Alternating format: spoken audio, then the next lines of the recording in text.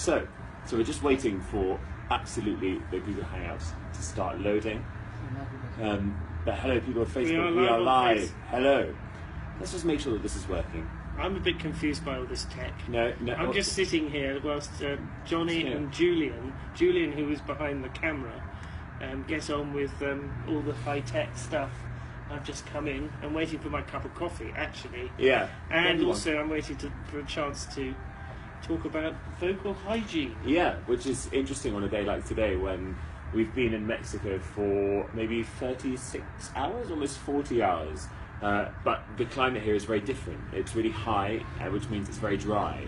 And so that has a kind of a different impact on how your voice works, and therefore means you have to do different things in order to make sure it's working properly.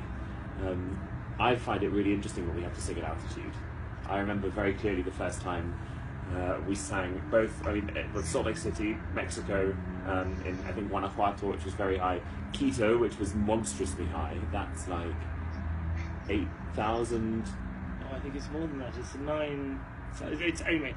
That's about to get between feet. We can check on Google. We won't do it now because that means that we can concentrate on something else. But the issue is your body gets very dehydrated at altitude, and you'll notice you get a headache, and the headache is a pure sort of hydration or lack of hydration headache. Yeah. And also, if that part of you is feeling a bit underhydrated, then the whole of the rest of you, including the larynx and the vocal folds. So it's extremely important, not just at altitude, but particularly at altitude, that you drink a lot. I hope you've all read Tim's really good post. It's on our website on vocal hygiene. It's also been retweeted. Bless you. It's also been retweeted an awful lot on Twitter. It's been on Facebook. Yeah. It's a really useful sort of little guide to vocal hygiene, and he puts hydration as being the number one thing, and I think we agree with him on that enormously. It also has a very nice picture of a glass of water, very enticing glass of water, but he does an interesting description of what is actually going along physiologically in here, the folds, the vocal folds, and it basically says, this is a muscle like any other muscle in the body. It's a muscle that you need to keep trained, you need to keep in good shape. So just as when you go and play football or go running or cycling or swimming, you do various things. One is you make sure you've got food and enough moisture, enough water in your system to keep you going. The other thing is that you do a warm-up to make sure your muscles are in good shape, and then you keep hydrated, and then you just make sure that whatever you do with your voice, you exactly as you would do with your body, you don't do anything that will put a strain on it.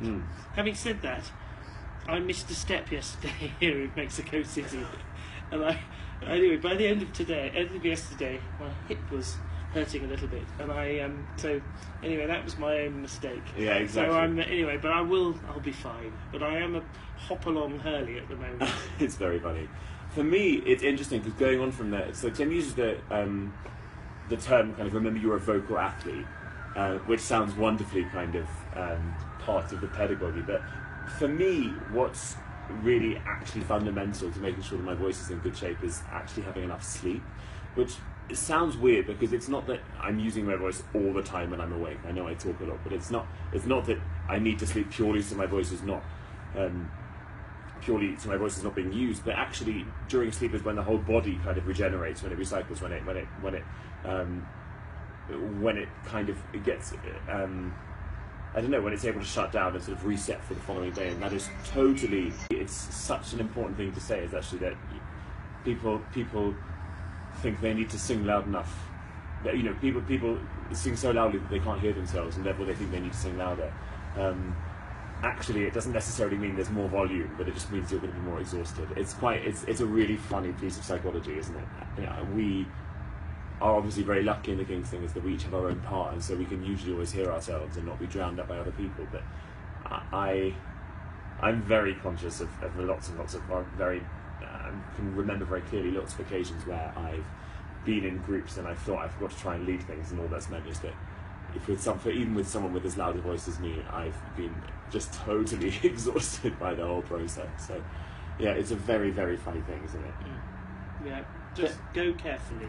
Do you, by the way, if there are, we're currently looking at which can, maybe get in the way of producing a great, producing your voice properly.